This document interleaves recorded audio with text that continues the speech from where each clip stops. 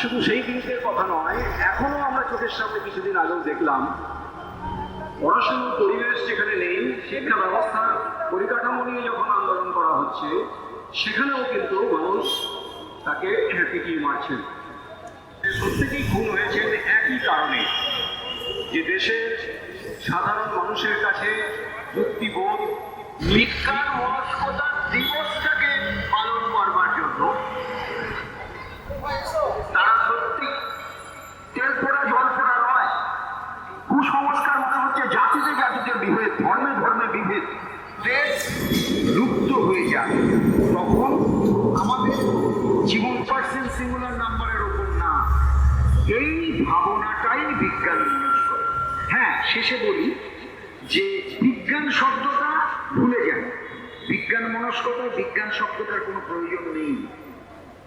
বিভিন্ন বিজ্ঞান club popular science নিয়ে এত বছর বিভিন্ন কাজ করেছে, আমার মতে এটা অর্থহীন, এটা আরো খারাপ করেছে। কারণ সারা পৃথিবীতে প্রচুর প্রকৃত যশা বিজ্ঞানী আছেন যারা আদৌ বিজ্ঞান মনস্ক নন।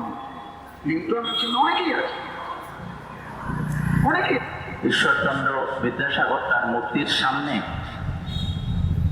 আমাদের দেশে, আমাদের রাজ্যে বিজ্ঞান মনস্কতা গড়ে তোলার ক্ষেত্রে অপবিজ্ঞানের বিরুদ্ধে মানবাধিকার কর্মী আছে, প্রত্যেকের দাবি, এটা আমাদের দাবি নয়, সকলের দাবি হওয়া উচিত।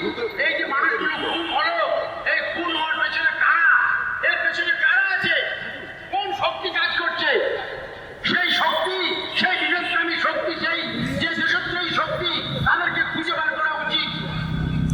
সবকিছুতেই খুঁজবো কারণ, অন্ধভাবে মানব না, বিজ্ঞানকে বইয়ের পাতায় বন্দি করে রাখবো। আসুন আমরা সবাই মিলে এই যে মানুষগুলো মারা গেছে, এই মানুষগুলো মারা কেন গেল, তার তদন্ত কি হলো, তার উৎস কি, কারা মারলো, কেন খুন হলো, এটা খুঁজে বার করা উচিত। আর পাশাপাশি আমরা তার হত্যাকারীদের বিচার যথাযথভাবে হয়নি। নরেন্দ্র নভেম্বরের পর মহারাষ্ট্রে গোবিন্দ কনসারেকে একইভাবে হত্যা করা হয়।